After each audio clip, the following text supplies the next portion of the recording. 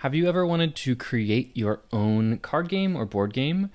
Well, there's actually a way for you to do that, and it is so easy, and it's not, you don't have to get it with some huge publishing company or buy thousands of copies. It is print on demand game creation, which is something that I've been honestly looking forward to my entire life and didn't even know it. As far back as I can remember, I would create card games and board games with my friends, my cousins, things like that. And so recently I found out that there's this website called thegamecrafter.com, and they are incredible. And I wanted to share with you how I created my first game, which is called Triumvirate. It's a card game based on my book series, Kingdom of Florida. And I wanted to show you first kind of what it looks like, and then I'll show you a walkthrough of everything you need to know about uploading a simple card game. There are so many other tutorials on the Game Crafter's website for different things, but I suggest that you actually just kind of walk through, browse their website to see all of the different sort of game elements that they have. You can really build almost anything you want to do, from card games, board games, games with dice and pieces and miniatures. There's so much, like I can't even wrap my mind around everything that's there. And you kind of, they have tons of great tools that help you calculate what the cost of it's going to be, and you kind of just build the game with these different pieces and upload all of your files there. It's really easy. They provide you all the specs and the sizes for those. And yeah, it's incredible. So Triumvirate is a card game. There's a 90 card deck here. This is called their tuck box, which this is like something you would just find in a game store. So my cards are in here. They are, this is a fun one, based on Kingdom of Florida. So there's some characters, animals. But these are like legit quality, like a normal card deck that you would find in any other game. Just a quick sneak peek. There's a lot of fun, like colorful things in here. And this is based on my book series, but you don't have to have read the series to play this game. I also used two of the cards to print the rules on them. The website tells you, how many cards do you have, and therefore like what size of box do you need, and how many you fit in this. And so this was the most economical way, is to print on these 4 different sides of these 2 cards all the rules, because the game is pretty simple and it didn't need more than that.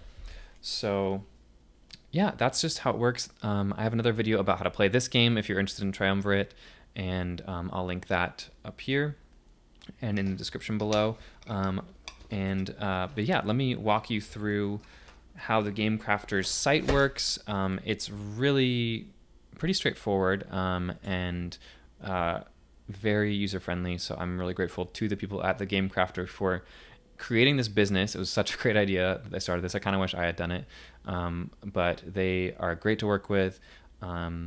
Sometimes things can take a while to get here, but I'm not a really good judge of that, because I ordered my proof of my first card game right when we were going into the coronavirus pandemic in March 2020 or so that they had to shut down their thing just legally, and they finally reopened, and I was able to get my card game, and they got it to me really fast. It was perfect. It comes actually in like a plastic shrink wrapped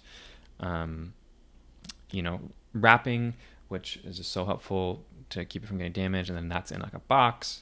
So yeah, really great quality stuff. Let me show you how it works. All right, so this is the Game Crafter website. This is kind of where you'll end up on the Game Crafter website when you first get here. Like I said, they have tons of just, easy step-by-step instructions of how things work. You can also find tons of other games people have created. What I didn't mention earlier is you can actually you can sell your games here, and people can buy them, and you can get royalties from that, which is awesome. So you can see the shop here to see all different kinds of games. You can also make games. Getting started is probably the place I would start. It just tells you what they do in a minute. It tells you can make a board game or a card game. You have to create an account first of all, so make sure you have done that. You'll import or not import, input some of your financial information if you're planning to sell these games. You also need your own sort of graphic design software, that's what they say here, to create the things that go on your cards. This is assuming that you kind of have everything. They'll give you the specs, they'll tell you how big everything needs to be, the file size, the file format, the coloring, that sort of thing. But you will create that yourself and then upload it to there, and then they will print it whenever someone orders it. So you can't use copyrighted things, so make sure you're not planning to do like some sort of fan game that's copyrighted for like a, another book series or movie series or something like that. They've got templates for everything, which is so helpful. Highly recommend using that. Create your artwork, blah, blah, blah, all the stuff, make a game, step by step. Very helpful. So let me show you what it looks like when we see a game that I've created. So we're going to go to my account. Hopefully there's nothing too personal in here. And we're going to go to, under Publishing, Games. So right now I've only created this one game, which I just released this week. It's called Triumvirate, Kingdom of Florida card game. In the editing section, you will see what is included in this game. The only things with one quantity on it are the box and the deck, because that's all that I'm including here. What's great is you can go click Edit to see what that looks like, and then scroll down to see quantity, 1 poker tuck box. If I click Edit to take a look at that, again, see there it showed all the dimensions and everything like that. Here you can give it a name. So maybe your game has multiple tuck boxes. You want to make sure it says the right thing here, so that's more for you to keep track of. I can take a look at what it looks like. This is great. You can see it with the cut lines, or you can disable the cut lines. So the file I uploaded, it just looked like this, but you can enable or disable and click approve or deny. It's super easy. You can download that image that you already had there. If you need to upload a file, you just click here. It's super easy. And it can be a PNG or a JPEG. I'm going to wait for this helicopter to pass over. Very loud. What's really helpful about the Game Crafter is it tells you pricing. So bulk pricing, if you bought one of these games, this tuck box itself costs $2.79. If you buy 10 of these, those only cost $2.69 a piece, and so on and so forth. If you're ordering 1,000, that drastically cuts it. See, it's more than $1 a piece. That's almost like, a third off the price there. So let's just go back to the cards, the deck, because I think this is the most helpful thing to see. So I'm using a poker deck. You can do different sizes of decks. You can do a hex-shaped deck. That's what I love about this. There's so many options. Squares, tells you the dimensions of that card. This is a standard size, so I want it to feel very natural in someone's hand. Here you can click, select the back of the deck. So I wanted all of the backs of my cards to be the same, except for the instruction cards, which I was using both sides of. But this was kind of the main thing here. I can go to Edit Cards to see every single card that's in this deck. And again, so easy to use. You can name the card. Again, this is helpful when you're kind of quickly scanning through here. Quantity of this card refers to how many of this card there are in the deck. So there are 4 of this artist character card. And then it says use the back from deck. So on that last page, the image that we selected for the back of the cards, that's what this one's going to draw from. That's the default. However, if I scrolled down to the rule cards, I'm saying use back from card, which means I'm going to upload my own back for this specific card. So I only did that for the rules cards here. And you can see what those look like. Again, you can see it with or without the cut lines. You upload the file with the bleed. Bleed is just referring to extra part of your design that will extend beyond the line where they cut, just so there's not any weird extra, on this card it actually is white, but if this was a colored card, let's look at one of these. The Gem of Transfiguration. Oops. I don't want to upload. Cancel.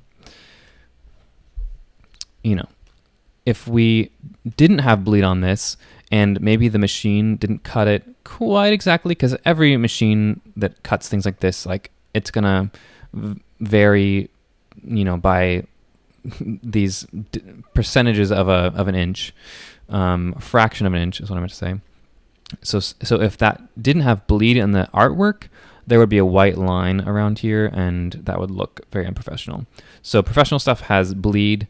Again, this cut line is helpful to show that. You can download this overlay from the Game Crafter, and I did that when I was setting my file. I set up my file to this full rectangular size of the finished artwork, and designed everything up to that edge.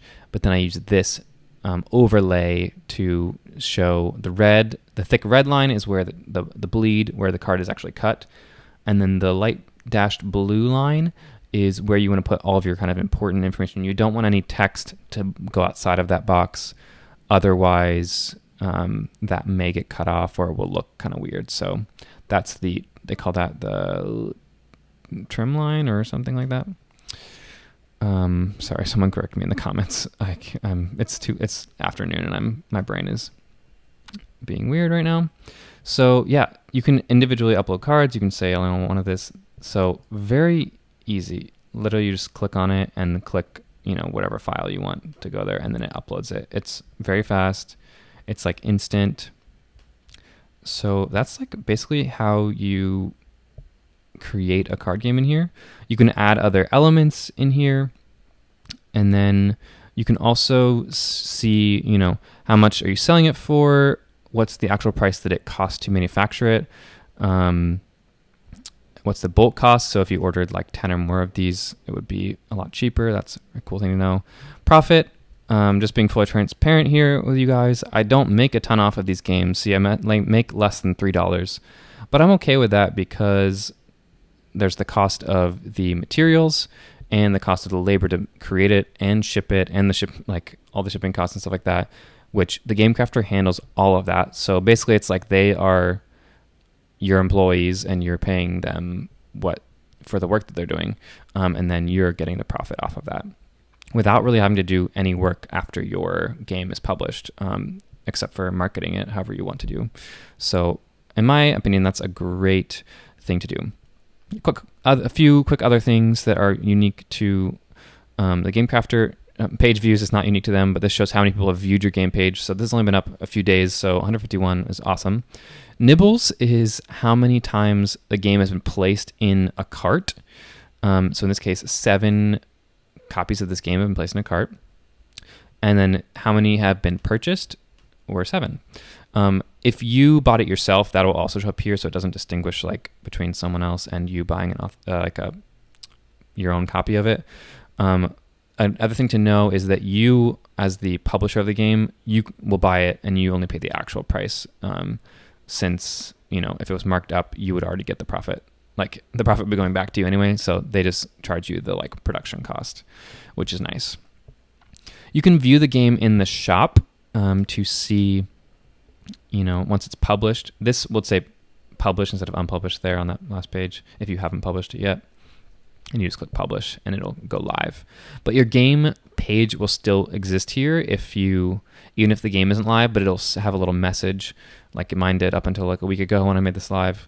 Had a message that said, this game is not available for purchase right now. The author has not made it available. So you can create a header image. You can create like a game logo image that's transparent and overlays over that. Your title of your game goes here, the category. You can put in some reasons why someone should buy this.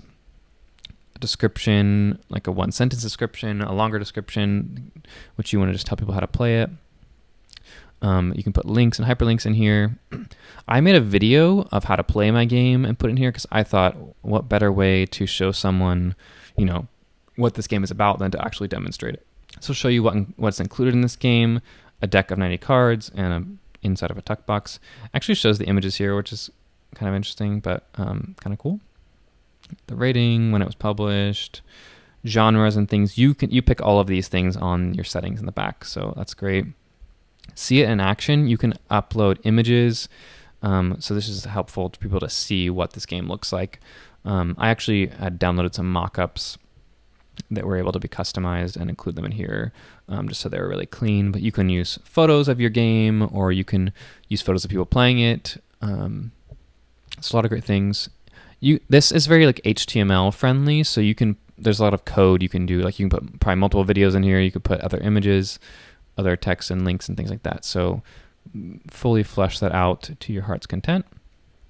People can write reviews at the bottom, and then buy it here. And this says buy for $11.98 because that's what my creator cost is. If I was someone other than myself logged in here, it would show as the purchase price, the normal retail price of $15.99. So I hope that was helpful and that you enjoyed this tutorial. Let me know what other questions you have in the comments, and I can get a little more granular. Like I said, the Game Crafter has a lot of great tutorials on their own website, so I highly recommend that you check them out for any games that you are creating. There's a lot of great things about promotions and points called crafter points that you can earn that allow you to promote your game even more on their site. So just a great resource. Highly recommend. So that's just a quick overview of how the Game Crafter works. Again, I made my game Triumvirate using the Game Crafter's website, and you can order it on their page as well. The link will be in the description below.